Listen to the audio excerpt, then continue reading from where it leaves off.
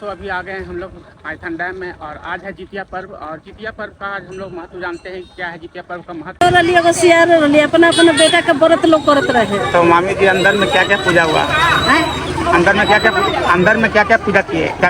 वो अंदर में पूजा किए खीरा से, चना से, खुशी के राव से, अथी से, झिंगनी के पत्ता से। अच्छा, जितिया क्यों किया जाता है? जितिया बेटा के लिए कर जाता है। खाली बेटा के लिए? बेटा के लिए, बेटी के लिए नहीं? बेटी के भी, बेटा दोनों के लिए कर जाता है। मतलब बेटा बेटी दोनों के लिए कर जाता है। तो ये मतलब आज जो जितिया के खाना पीना खा के किया जाता है ना? काल सवेरे में पारण हो। ये बार कुछ ना, ये बार कुछ ना, ये बार कुछ ना हो। ठीक है। हाँ, ये बार हमने के कुछ ना हो। तो दोस्तों आपको बता दें कि ये जो जितिया पर्व है ये ज़्यादातर बिहार, यूपी और झारखंड में मनाया जाता है। जितिया व्रत का महत्व अत्यंत पौराणिक और आध्यात्मिक है। यह व्रत स्त्रियां अपनी संतान की लंबी आयु और संकट मोचन के लिए करती हैं। उनको स्वस्थ, दीर्घायु और निरोग रहें इसलिए करते हैं ये व्रत। इसके कुछ धार्मिक मान्यता भी हैं। इस पर्व का संबंध महाभारत काल और पौराणिक कथाओं से जुड़ा हुआ है। कथा के अनुसार जिमुतवाहन नामक राजकुमार ने नागराज के पुत्र की रक्षा करते हुए अपने प्राण निछावर कर दिए थे। माताएं इसी की स्मृति और त्याग को याद कर यह व्रत करती है। जितिया पर्व की तिथि और समय आश्विन मास की कृष्ण पक्ष की अष्टमी तिथि को रखा जाता है। सप्तमी तिथि को मान्यता नहाय खाए करती है।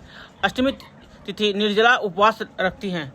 नौवीं तिथि को व्रत का पारण किया जाता है और इस व्रत को करने के लिए कुछ विधि है जो मैं आपको बता रहा हूँ। पहला है नहाए खाए। सप्तमी, इस दिन माताएं स्नान कर स्वामित्व भोजन करती हैं और अगले दिन व्रत की तैयारी करती हैं। दूसरा है उपवास। अष्टमी, इस दिन माताएं जल भी ग्रहण नहीं करती हैं। पूरे दिन व्रत कर पुत्र की लंबी उम्र की कामना करती हैं। तीसरा है कथा श्रवण, यानी जीवित पुत्री का व्रत की कथा सुनना अनिवार्य माना जाता है इसमें। चौथा है पारण। व्रत तोड़ने का नियम नौवीं तिथि को होता है। इस दिन फल, भोजन और प्रसाद ग्रहण किया जाता है। आइए अब हम जानते हैं जितिया पर्व की कथा। जिमुतवाहन की कथा इस पर्व का केंद्र है। कहा जाता है कि नाग वंश में एक राजकुमार बलि के लिए चुना गया था। जिमुतवाहन ने उसे बचाने के लिए स्वयं को बलि के रूप में प्रस्तुत किया। उनके इस महान त्याग से नागकुल सुरक्षित हो गया और देवताओं ने उन्हें आशीर्वाद दिया, इसलिए इस व्रत का नाम जितिया पड़ा। माताओं की आस्था, यह व्रत विशेष रूप से माताओं के लिए आस्था का पर्व है। वे दिन भर भूखी प्यासी रहकर अपने बच्चों की सुरक्षा और दीर्घायु की कामना करती हैं। यह पर्व माँ के त्याग, प्रेम और शक्ति का प्रतीक है। आइए दोस्तों अब हम लोग जानते हैं सांस्कृतिक महत्व।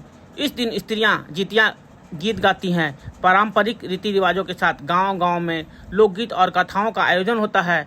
यह पर्व केवल धार्मिक ही नहीं बल्कि सामाजिक और सांस्कृतिक दृष्टि से महत्वपूर्ण रखता है। जितिया पर्व का प्रसाद पारण के समय चना, दही, ठेकुआ, साग और अन्य पारंपरिक भोजन बनाए जाते हैं।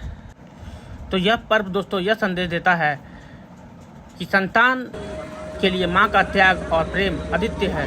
साथ ही यह पर्व परिवार और समाज में एकजुटता, भक्ति और परंपरा को जीवित रखता है। तो दोस्तों आइए जानते हैं इसके क्या निष्कर्ष निकले। जितिया पर्व भारतीय संस्कृति की उस विरासत को दर्शाता है जहाँ संतान की रक्षा के लिए माँ अपने कष्टों की परवाह किए बिना व्रत करती है। यह पर्व केवल धार्मिक आस्था नहीं बल्कि माँ के अटूट प्रेम का प्रतीक है। तो दोस्तों ये था जितिया पर्व का कुछ महत्व और कुछ जानकारियाँ।